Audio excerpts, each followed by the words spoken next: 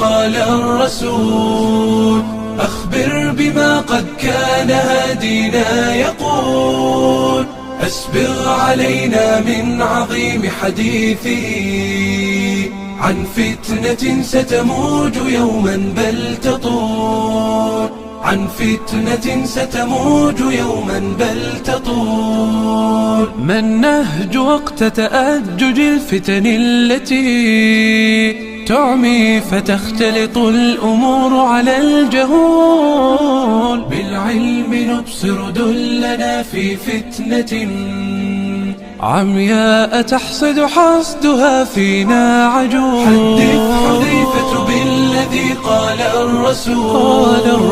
أخبر بما قد كان هادينا يقول. أسبغ علينا من عظيم حديثه عن فتنة ستموج يوما بل تطول. عن فتنة ستموج يوما بل تطول. أحذيف قد سألوا الرسول جميعهم عن كل خير دون ذكر للأفول. فسألته خوفا وحرصا بالغا هل بعد هذا الخير من شر يحول؟ فأجاب إيه ثم أوصى بعدها. إلزم إمامك لا تحد عن ذي الأصول. إلزم إمامك لا تحد عن ذي الأصول. اقعد إذا قامت أمامك فتنة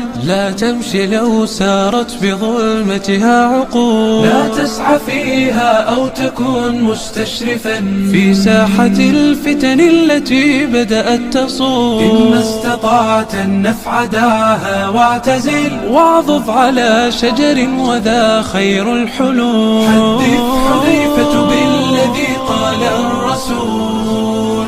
أخبر بما قد كان هادينا يقول. أسبغ علينا من عظيم حديثه عن فتنة ستموج يوما بل تطول. عن فتنة ستموج يوما بل تطول. يا من يرجى أن يوقى فتنة ويعيش في حصن حصين لا يزول. إلزم كتاب الله والنهج الذي من فيضه يسقيك بالنهج الرسول. من فيضه يسقيك بالنهج الرسول. من فيضه يسقيك بالنهج الرسول.